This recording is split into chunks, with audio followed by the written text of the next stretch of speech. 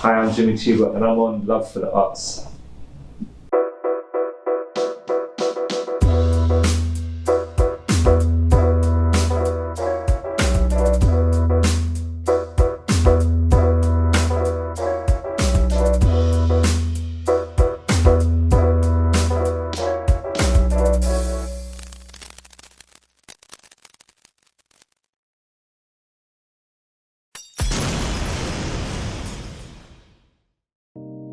I shoot music videos, documentaries, short films, anything visual really, like anything that resonates with me, to find like a little creative angle, then yeah, I'm there.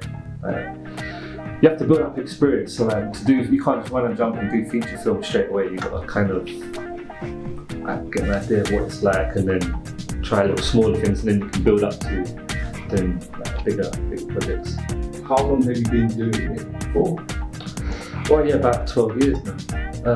I shot my first video in Lewisham in 2009 with a really like tiny camera. It's like, I call it like a grandmother camera. Like it was some little tiny Canon Xus thing, and I shot there's a rap video called Cash Rules, and it got picked up by a couple blog channels that don't exist anymore. But it was nice just to see getting appreciated that visually, and so just carried on from there really.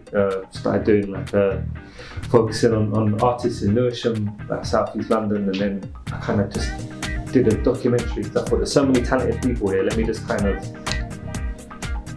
create a showcase and sort of project that highlights them really. And some of them I'm still in touch with, some of them have progressed to big things in their career, and others have just kind of stopped and changed lanes. So yeah, it's a mixed bag. Well, it started off, I used to make music before, like really back in the day, and then so I used to go to artists. I had a friend, and so he used to make music as well. So I'd have like 12 new tracks, he'd have 12 new tracks. We'd go to an artist's house and then playing 24 tracks, which was a lot. It was kind of, and I saw my friend progressing, like he added in his own bass lines, I was just sampling in, so I thought, what can I bring to the table? What can I do that's different that I can, because with my friend I saw us as a team, so I thought, alright, well if he's doing the audio, I'll do visuals. So I was studying fine art, combined media, and that we did a bit of filming, and so I kind of just fell into it. Like it was just an organic process from like, I liked drawing, to then I liked drawing from my photos, and then I found the limitations of photography. Like you just capture the moment, but you don't capture the scene or the vibe. So kind of just transitioned into video work really, and still doing it 12 years later. So I still enjoy it. My godfather, he's a director, and he was living out in Hollywood for a while, and so he did like the Amityville Horror, the latest remake, and just seeing him do that, and he's now gone on to do like adverts for iPhone, and he did the Rafael Nadal documentary, he just did the Ronaldinho documentary, and so he was just a big inspiration growing up, just seeing him and his journey going, because he started photography as well, and then now he transitioned into music videos and short films, and now he's at the film stage, and so that's kind of what I want to do really. Like when I say following his footsteps, I've actually got a pair of his shoes, and so sometimes, in my good luck shoes, so I put them on and go, that's the way I want to head. So yeah. What could you say that was the biggest challenges that you faced since starting your craft, and how do you manage to overcome them? Well, it was two things really. So it's money, and like incoming money, and like if I'm just trying to find my way in music videos, it's hard trying to, you got to be consistent, you've got to be determined, and you got to kind of have a little bit of luck as well. And one of the challenges was myself. I was like my own worst enemy at times. Like you've got a job early in the morning, and it's up to you. It's only you that can decide whether you do the job or not. And so it's like you might be in bed, you might have had a heavy night, you might have been working hard, and then it's like, do I really need to? Can I be bothered to do this? And so it's that internal battle where it's like you've got to do this because you want to do this, and you know where you want to end up. And so it's just self-motivation is a big thing to have to tackle if you're just kind of used to people not doing everything for you, but just going, oh well, look, here's something you can do now, and then it's just self-motivation and incoming money really were the early challenges for me.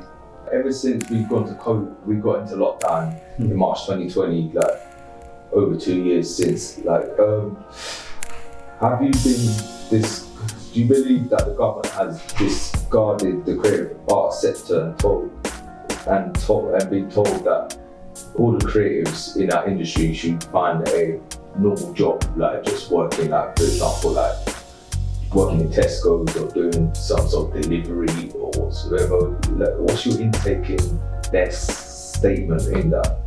Well, it's as a self-employed creative, I felt a little bit let down by the government over that. I mean, they did have the SIRES payment, the self-employed income support scheme, but that wasn't paying the rent, and then you got next month's, and it only comes in every now and again. So that wasn't enough really. And then for them to like put out advertising and images saying that find another job. Like there's that image of the ballerina just tying her shoes and then she's like help the community like get another job. And it's like she spent like 8 years or so studying her craft, and then just to go like, no, I was forget the what you've been working so hard on for all these years. Just try and find another avenue. And it's like, I've been doing 8 years as a ballerina. Like I can't go. Where's my experience of working in Sainsbury's? Like I've been doing this for 8 years, and then you want me just to stack shelves, and I might be able to stretch higher because of my ballerina dancing, but I just can't see it really. It's kind of just survive. That you're not a valued member of the community. Like you're just there. Like England consumes entertainment, so I don't know why they've gone that route of like, well, it's not as important as like teachers or nurses. I mean, don't get me wrong, nothing's as important as teachers and nurses, but you still contribute something to the overall like running of things really. Like everyone loves entertainment, everyone wants to see creativity, and so for them just to not back us, not back the creatives, and I just thought, well, it's not the nicest signs to see really. So. Like I remember looking at your YouTube web series on your social media, on Instagram, YouTube, where you was promoting your show, Your Decision. Yeah. Wonderful show. I watched a couple of your episodes. How did it come about, the idea behind it? Well, I just I used to watch this show called Dub Plate Drama, and so in that they had like various scenarios, and then at the end you'd have two options. So I was always frustrated because when they gave the two options, they never fully broke down like the pros and cons of each option. And so I just thought, well, that'd be a good idea to kind of bring that kind of concept back, and then ideally create something that you can take into schools, and a table full of kids can kind of break down the scenarios, and there might be some scenes in there that they resonate with, like domestic abuse or wasted opportunities or stuff like that. So just wanted to create something. I saw a little thing then, like going back to like the day when I had like kids or something, I'd like to have something there which could kind of guide them, because that's for me is like the message of life. Like you live it, you experience it, and then you have to pass it on. There's no good just keeping all the experience and knowledge that you've learned to yourself. Like teach it on to the next generation really. And so I just thought this is a good thing, just to start dialogue, to start workshops and stuff, and it is kind of slowly getting there. Like I'm hearing of people taking the project into schools and discussing it with kids, and then there's like various aspects. Like there's a mental health in one of the episodes of bipolar, and so they kind of talked about that in their school. And so that's kind of what I wanted to happen really. I feel that like directors, videographers, cinematographers, whatever, they have they have a say in what's popular in today's culture and society. And so like if you just do it, like 6 years ago I stopped. Like I don't want to film music videos that are like just all the standard stuff. Like you've got the bottles, you've got the models, you've got the rental cars, and it's like, what are you telling me? And just feeding people's egos. And so I just thought I could do more with my life and time than feeding people's egos. So to this day I don't do like all these you know, the gun fingers into the cameras and all this kind of stuff where there's no positive message. It's just like, just look at it and go, you just sound lost. You just sound like you just need like a whole, you need a hug, like, because it's just going mad on certain songs, and it's like, so I felt like consciously I couldn't carry on doing that kind of stuff, and so I wanted to do something positive. And if I lost like money from doing it, if I lost like, well, not fame, but more like recognition from not choosing that path, then yeah, that's what I wanted to do.